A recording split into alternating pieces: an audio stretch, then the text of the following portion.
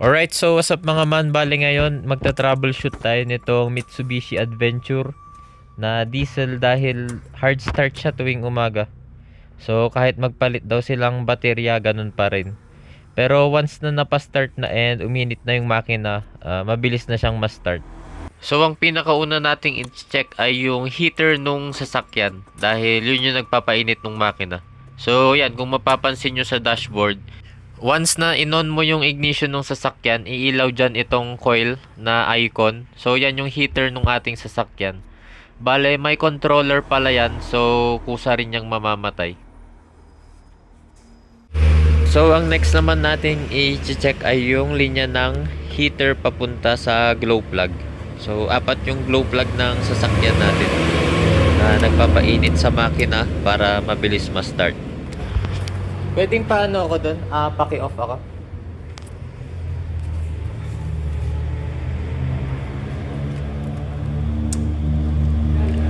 Pa-on. Yun. So napansin nyo, di ba umilaw yung ating linya nung papuntang heater? So ibig sabihin okay yung wirings and Sige, okay off din mo. yung heater relay. Ayun, di ba kusa ring namatay. For example naman hindi umilaw yon, ang next nating i-check yung heater relay muna. So dito muna tayo sa ginagawa natin. Bali i-check natin ngayon yung glow plug.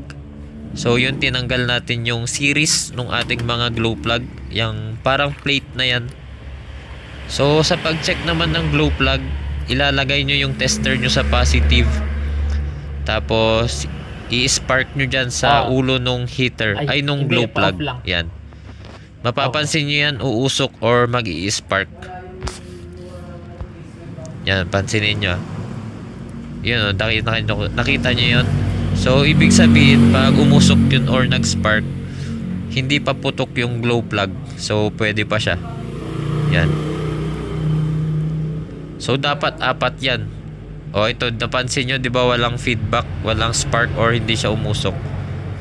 Ito ang putok. So, ibig sabihin, putok yung glow plug na yan. Sira na yan. Itong last, o yan o, umusok din siya.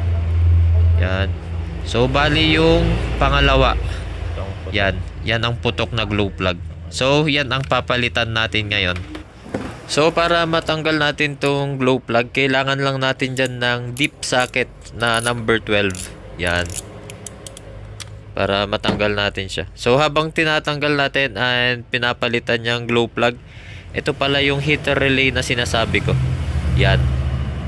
So, mamaya ituturo ko yung connection niya. If ever na yan yung sira nung sa inyo. So, yan. Makikita nyo lang siya sa gilid ng fuse box. And madali lang naman i-troubleshoot yan dahil tatlo lang yung connection yan. So, mabilis nyo lang ma-troubleshoot yan. So, yan na yung bagong glow plug na ipapalit natin. Yung range niyan nasa 250 pataas. Depende sa shop na pagbibilihan nyo. And depende rin sa brand. So, yan. Sa paghigpit naman, hand tight lang kasi mabilis ma-lost thread yan. So, pag once na humigpit na, okay na rin yun.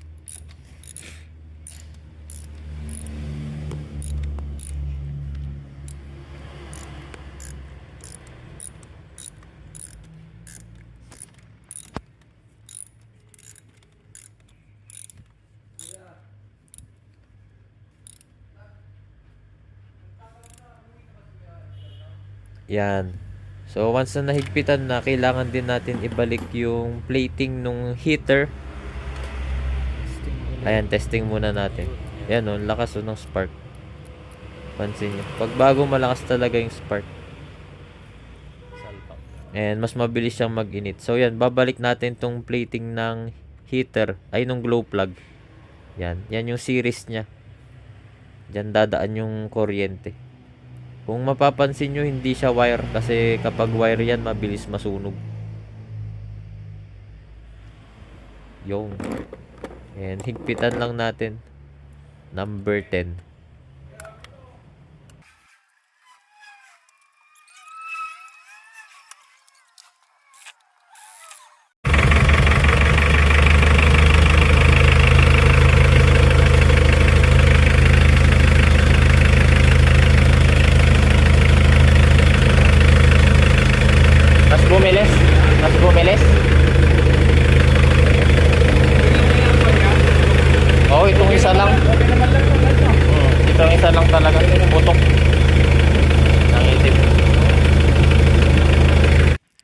Alright, so balik tayo dito sa heater relay mga man. So ito siya, katabi lang nung fuse box natin. So kung walang kuryente dun sa mismong output or yung sa glow plug natin, ito ang pwede nyong i-check. So bali ganito kasi ang itsura niyan, ayan. And ito yung connection niya.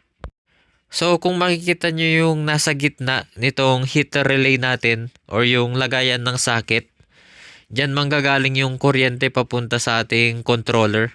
Diyan pupunta yon. Yan yung magti-trigger ng relay natin. Bali yung ground niyan hindi nyo makikita kasi naka-body ground na yan. So yung dalawa namang tornilyo na nasa taas, yung isa dyan positive live wire na nanggagaling sa baterya.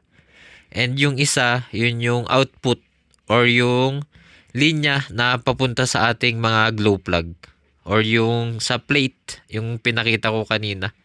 So yung dalawang tornilyo pala sa taas, kahit magbaliktaran yun, ayos lang. So paano naman kung for example, ang ayaw ay yung controller? Yan. So yung coil na umiilaw na yan, once na inon mo yung ignition, ang pwede mo namang i-check na next, ito yung glow plug timer natin. Yan yung itsura niyan. Makikita sa ilalim nung dashboard natin.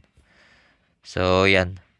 Yan yung nagko-control nung glow plug natin para mag-automatic siya. Kasi kapag naka-on lang yun palagi, mabilis pumutok yung mga glow plug. So bale kapag wala nang mabili kasing ganito na glow plug timer, pwede naman i-convert ng ibang timer. And kadalasan ang ginagawa talaga kino-convert na lang ng push button yung ating heater relay. So yun lang ang mga pwede nating i-check kapag hard starting ang ating sasakyan, lalo tuwing umaga.